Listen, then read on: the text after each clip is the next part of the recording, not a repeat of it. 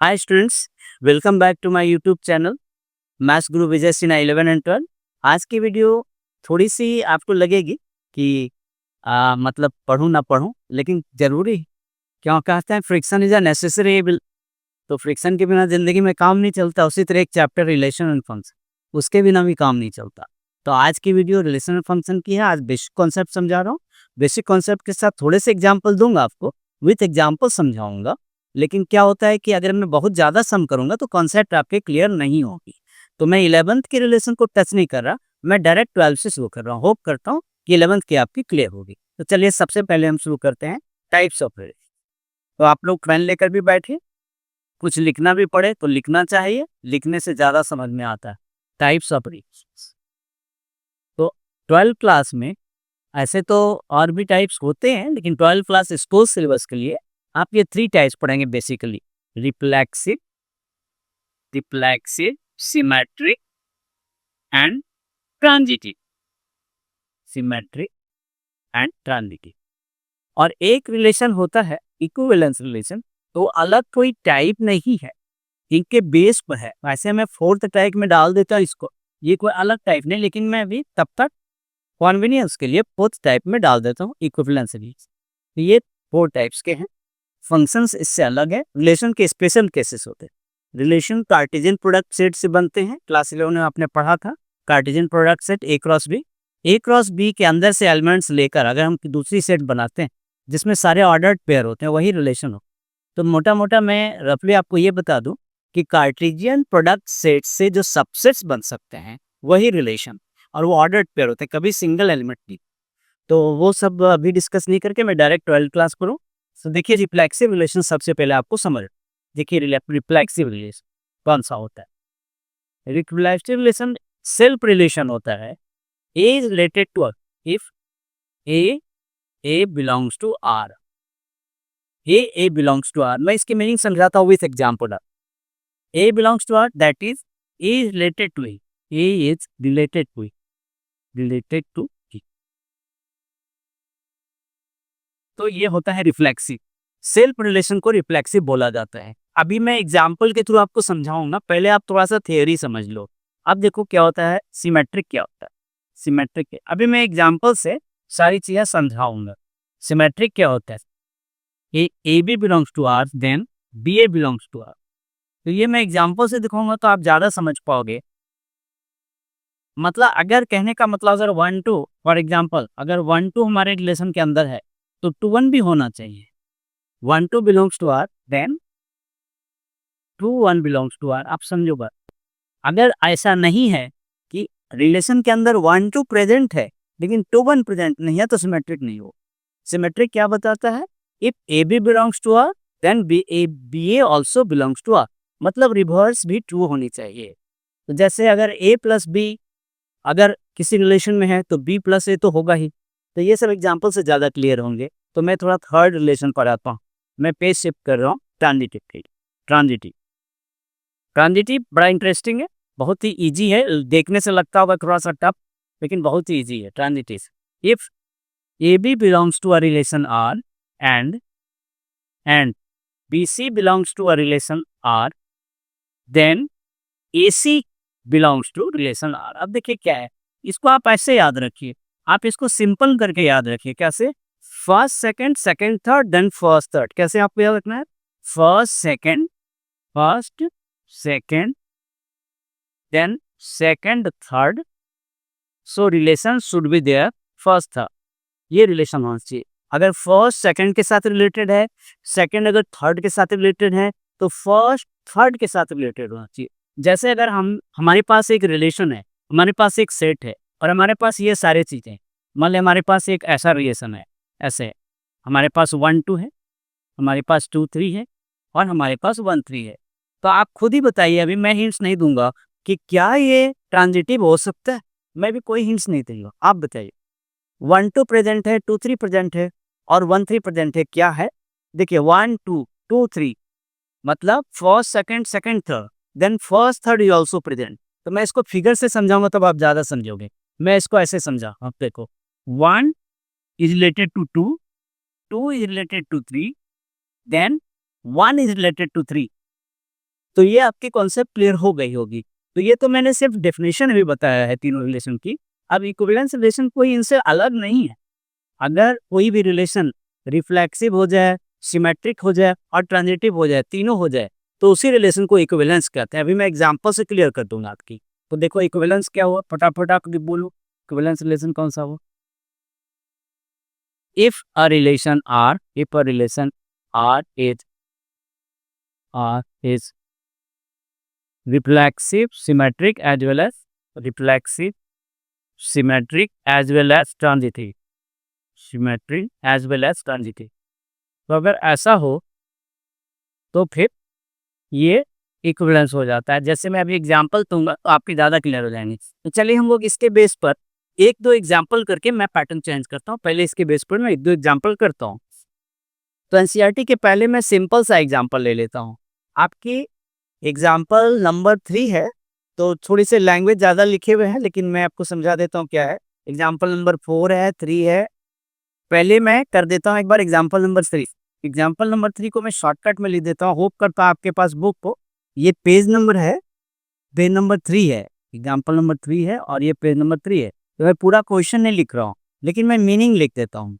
L कहते हैं set of all lines. L क्या कर रहे हैं, L equal to set of, ये कह रहे हैं एल क्या है, सेट ऑफ ऑल लाइन्स है। देखिए सेट ऑफ ऑल लाइन्स है। आप समझ लीजिए क्वेश्चन को, शॉर्टकट में लिख रहा हूँ। और आर एक रिलेशन है। आर एक रिलेशन कैसा है, इस तरह से L1 L2, R is a set of L1 L2 such that L1 is perpendicular to L2, L1 is perpendicular to L2। ये हमारा एक रिलेशन गिवन है। तो आप बताइए कि सिमेट्रिक है, रिफ्लेक्टिव है, रिफ्लेक्सिव है, सिमेट्रिक है, ट्रांजिटिव है, क्या है। तो हम लोग चेक करते हैं कि रिफ्लेक्सिव है कि नहीं, सिमेट्रिक है कि नहीं और ट्रांजिटिव है कि नहीं। आपको क्वेश्चन समझा दो दोबारा। क्वेश्चन है L is a set of all lines. जितने तरह की दुनिया में लाइन्स है सबकी सेट है L। L1 और L2 दो एलिमेंट है उसके। कह रहे हैं ऐसा रिलेशन है कि L1 is perpendicular to L2। तो मैं पहले ओरली बता देता हूँ, फिर मैं लिख दूंगा। देखिए रिफ्लेक्सिव सेल्फ के साथ रिलेटेड होता है। रिफ्लेक्सिव कैसे होता है, सेल्फ के साथ। ए रिलेटेड टू ए।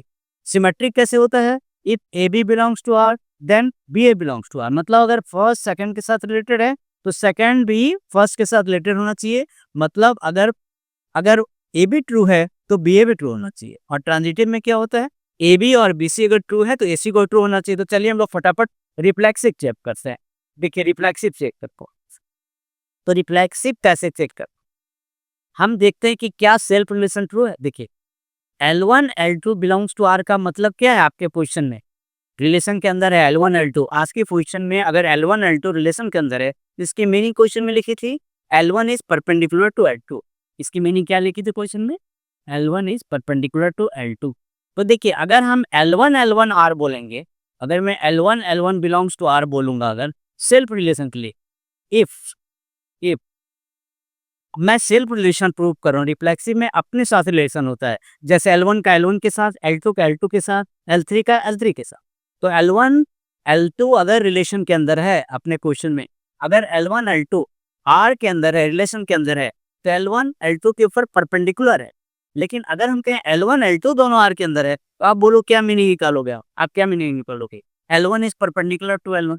ऐसा पॉसिबल है क्या, ऐसा पॉसिबल है, नॉट पॉसिबल, नॉट ट्रू। अपने ऊपर कोई लाइन परपेंडिकुलर नहीं होती, खुद के साथ पैरेलल बोला रहा है। लाइन को जब लाइन एक दूसरे के ऊपर आती है, कोइंसिडेंस होती है। एक दूसरे के ऊपर जब लाइन आती है, कोइंसिडेंस होती है, तो उसे कहते हैं पैरेलल होना। तो एक दूसरे के साथ पैरेलल हो सकता है, सेल्फ के साथ, अपने साथ पैरेलल हो सकता है, परपेंडिकुलर नहीं हो सकता।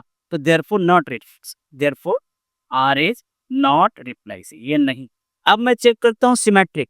होप करता हूँ आपको रिफ्लेक्सिव समझ में आ गया। क्या एक लाइन अपने ऊपर परपेंडिकुलर हो सकता है, आप खुद सोचो।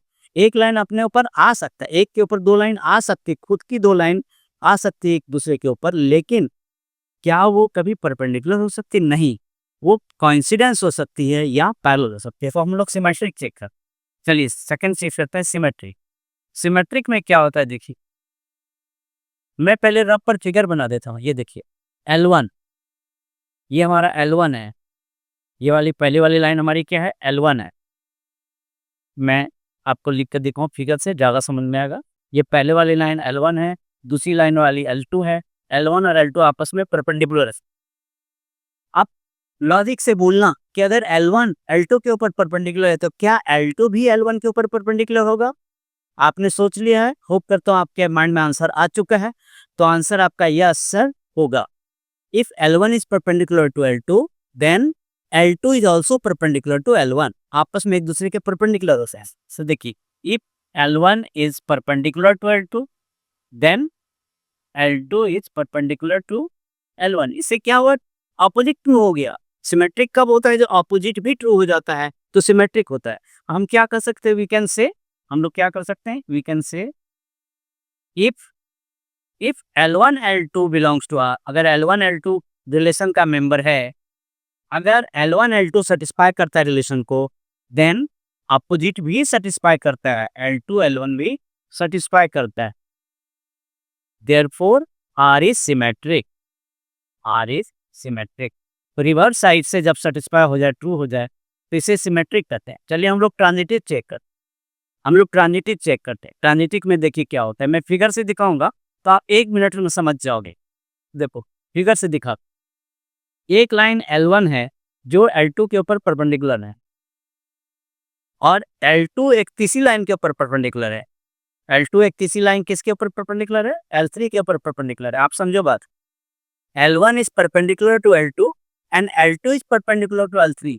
तो क्या L1 और L3 भी आपस में परपेंडिकुलर होंगे? मैं आपको 30 सेकंड का को नहीं, चलिए 10 सेकंड का टाइम देता हूँ सोचने के लिए। L1 is perpendicular to L2, L2 is perpendicular to L3। Is L1 perpendicular to L3? No. आपने सोच लिया है? आई होप आपने सही सोचा। L1 और L3 पैरेलल दिख रहे हैं या परपेंडिकुलर नहीं दिख रहे हैं? परपेंडिकुलर नहीं दिख रहे हैं, पैरेलल दिख रहे हैं। देखिए, if L1 is perpendicular to L2 and L2 is perpendicular to L3, then L1 is not perpendicular to L3. L1 is not perpendicular to L3। तो इसको हम क्या कह सकते हैं? वी कैन से, एग्जाम में आपको कैसे लिखना है? हम एग्जाम में कैसे लिखेंगे? वी कैन से L1 L2 belongs to L1 L2 belongs to R। हम एग्जाम में लिखेंगे ऐसे, L1 L2 belongs to R and L2 L3 belongs to R, but क्या लिखेंगे? but L1 L3 does not belongs to R। देखिए, first third नहीं है, first third satisfy नहीं कर रहा है। बिलोंग्स टू आर करने का मतलब कि कंडीशन को सेटिस्फाई नहीं कर रहा है। जब हम बोलते हैं L1 L2 belongs to R, तो हमारा कहने का मतलब है L1 परपेंडिकुलर टू L2। जब हम कहते हैं L2 L3 belongs to R, तो हमारा कहने का मतलब है L2 is perpendicular to R, L2 is perpendicular to L3 और L1 is perpendicular to L3 को कैसे लिखते हैं? L1 L3 belongs to R. तो अगर हम देखते हैं कि दो रिलेशन तो ट्रू है, L1 L2 हमारे आर के अंदर का मेंबर है, L2 L3 भी आर के अंदर का मेंबर है, लेकिन L1 L3 रिलेशन का मेंबर नहीं है, तो ये not transitive, therefore not transitive. तो आज मैं इंट्रो करके ही ओवर कर रहा हूँ आज की वीडियो। मैं आगे क्वेश्चंस कराने के लिए नेक्स्ट वीडियो बहुत ही जल्द लेकर आने वाला हूँ। Thank you so much. आप सब्सक्राइब जरूर कर लीजिए चैनल को, लाइक कीजिए और अपने कमेंट जरूर लिखिए। सी यू सून। जय